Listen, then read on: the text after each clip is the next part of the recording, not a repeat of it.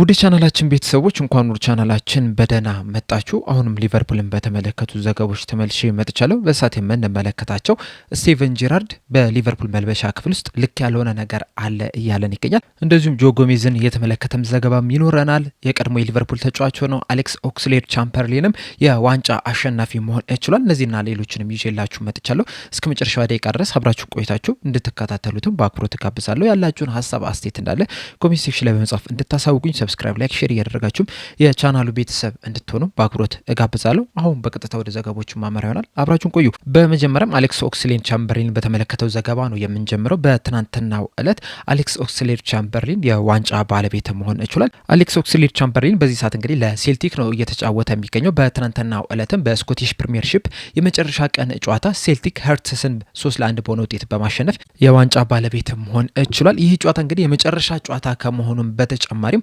ሁለቱም ቡድኖች የዋንጫ ባለቤት የሚሆን የሚችሉበት አጋጣሚ ነበራቸው። በተለይ ሄርትሶች ይህንን ጨዋታ ወይ አቻ ቢወጡ ወይም ደግሞ አሸንፈው ቢወጡ የዋንጫ ባለቤት መሆን ይችሉ ነበር። ነገር ግን ደግሞ ሴልቲኮች በማሸነፋቸው ምክንያት የዋንጫ ባለቤት መሆን ችሏል። በጨዋታው ላይ እንግዲህ ሄርትሶች ነበሩ ቀዳሚ ጎል ማስቆጠር የቻሉት።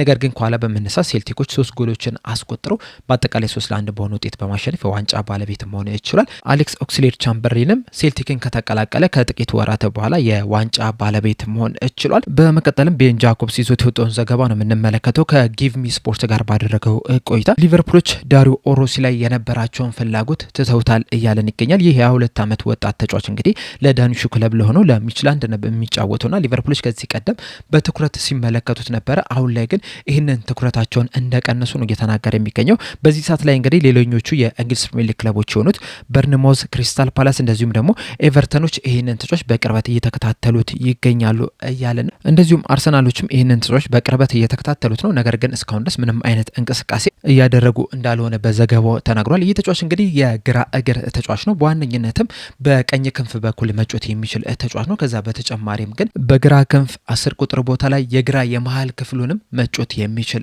ተጫዋች ነውና በጣም ቨርሳታይል የሚባል ተጫዋች ነው። እንደዚሁም ሚችላንዶችም እንግዲህ ማንኛውም ክለብ ይህንን ተጫዋች ለማስፈረም ቢመጣ ይከለክሉታል ተብሎ አይጠበቅም። በዚህ ሰዓትም እንግዲህ ይህ ተጫዋች ከ20 ሚሊዮን ዩሮ በላይ ያስወጣል ተብሎ ነው የሚጠበቀው።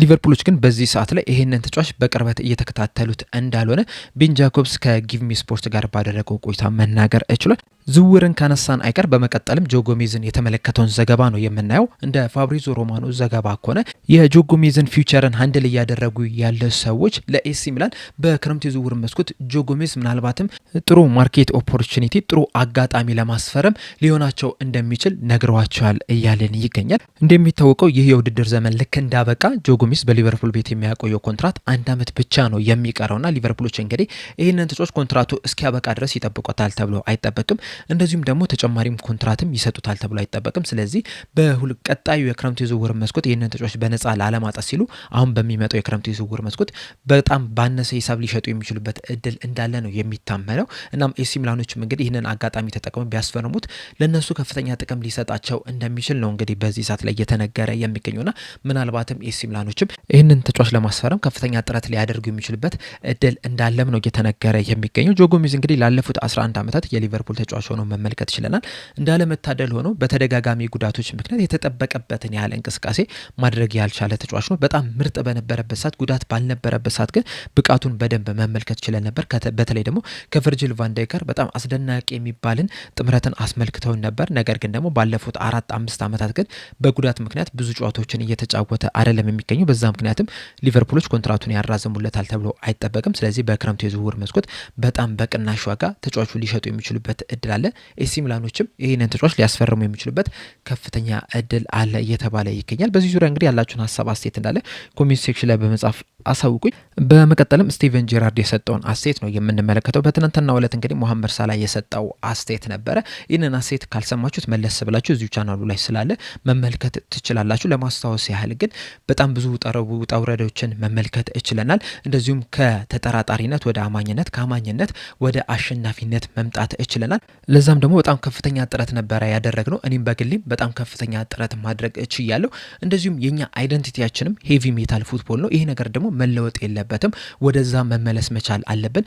ማንኛውም ወደ ሊቨርፑል የሚመጣ ሰውም ያንን ነገር አዳፕት ማድረግ መቻል አለበት። በድጋሚ በዚህ ሲዝን ጨዋታ መሸነፋችን በጣም ያማል። ይህ የኛ ስታንዳርድ አይደለም። እንደ ሊቨርፑል ከስንት አንድ ጨዋታዎችን ማሸነፍ አይደለም ያለብን። ምክንያቱም ሁሉም ቡድኖች እንግዲህ ከስንት አንድ ጊዜ ጨዋታ ማሸነፍ ይችላሉ። ነገር ግን እንደ ሊቨርፑል በየጊዜው በየቀኑ ጨዋታዎችን ማሸነፍ መቻል አለብን። በዚህ ሰዓት ላይ ግን እንደ ቡድን ፈራርሰናል። በጣም ተፍረክርከን ነው ያለ ነው። ይሄ ነገር ደግሞ መፈጠር የለበትም። ወደ ማንነታችን ልንመለስ ይገባል የሚል አስተያየትን ሰጥቶ ነበርና በዚህ ዙሪያ እንግዲህ ስቲቨን ጄራርድ ከቲኤንቲ ስፖርት ጋር ባደረገው ቆይታ ላይ በሰጠው አስተያየት ይህ መሐመድ ሳላህ ያስተላለፈው መልእክት በጣም አስገራሚ ነው ወይም ኢንተረስቲንግ ነው። ምክንያቱም መሐመድ ሳላህን ስናውቁ በተለይ ያለፉት 9 ዓመታት አካባቢ በሊቨርፑል ቆይታው ብዙ ጊዜ ወደ ሚዲያ ቀርቦ አስተያየቶችን ሲሰጥ አልተመለከትንም። በሶሻል ሚዲያዎችም ሀሳቡን ሲያጋራ አልተመለከትንም። አሁን ላይ ግን ትዊት ያደረገውን ስንመለከት ምናልባትም ከሊቨርፑል ውጪ ላሉት መልበሻ ክፍሉ ላይ ትክክል ያልሆነ ነገር እንዳለ መልእክት ያስተላለፈበት ይመስለኛል። በተለይ ደግሞ አይደንቲቲያቸው ጠፍቷል። እንደዚሁም ደግሞ አሁን ላይ እያየው ያለው ነገር ራሱ ደስተኛ ስላላደረገው ስላበሳጨውም ጭምር ይመስለኛል ይህንን መልእክት ያስተላለፈው። እንዲሁም ትንሽ ያስገረመኝ ያስተላለፈበት ወቅት ነው። ምክንያቱም ሊቨርፑሎች ሲዝኑን ለማጠናቀቅ አንድ ጨዋታ ብቻ ነው የሚቀራቸው። ይህ ከብሬንትፎርድ ጋር የሚደረገው ጨዋታ ደግሞ ለመሐመድ ሳላህ በሊቨርፑል ማሊያ የሚያደርገው የመጨረሻ ጨዋታ ነውና በዚህ ሰዓት እንግዲህ ይህንን መልእክት ማስተላለፉ ትንሽ አስገርመኝ።